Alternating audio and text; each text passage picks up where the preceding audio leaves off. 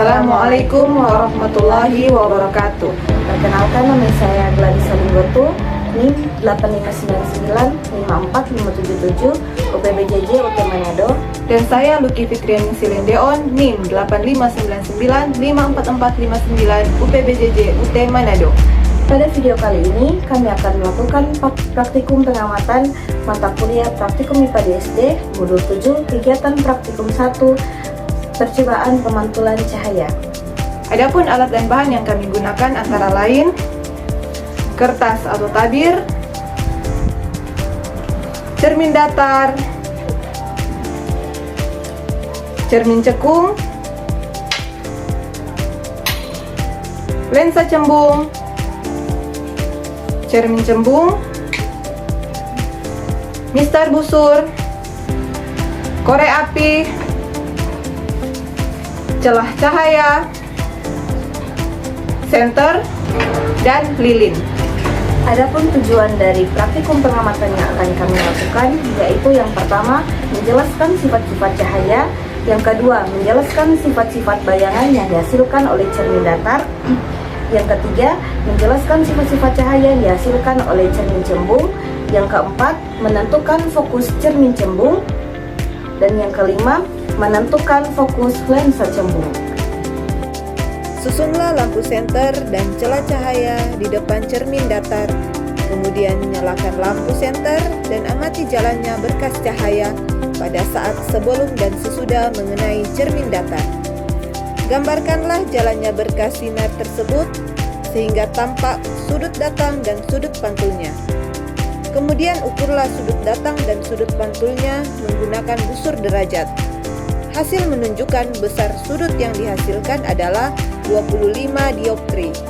Jadi, dapat disimpulkan sudut datang sama dengan sudut pantul sesuai dengan hukum pemantulan. Selanjutnya, letakkan dan nyalakan sebuah lilin di depan cermin datar dan amati bayangan. Catatlah sifat-sifat bayangan yang dibentuk cermin datar tersebut. Hasil bayangan pada cermin datar bersifat maya, tegak, dan sama besar dengan bendanya.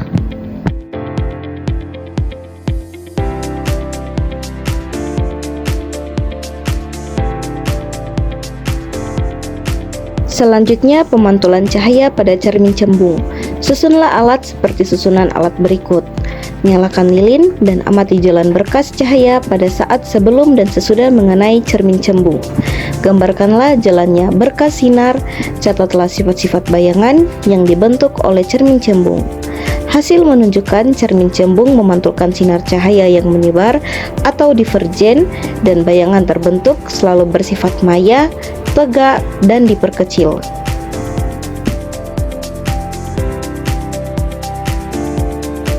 Selanjutnya, pemantulan cahaya pada cermin cekung. Pertama, susunlah alat seperti susunan alat berikut.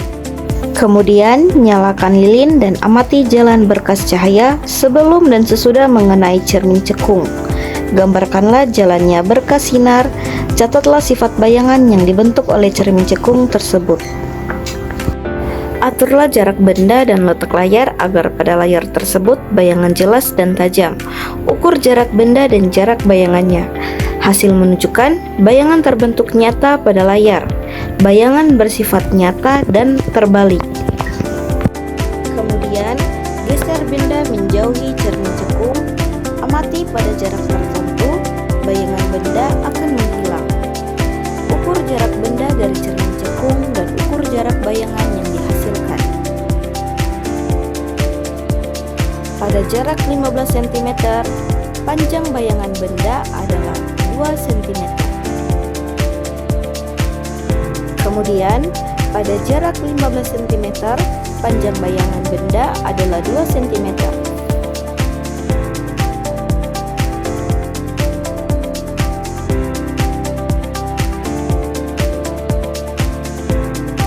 Pada jarak 25 cm, panjang bayangan benda adalah 0,1 cm.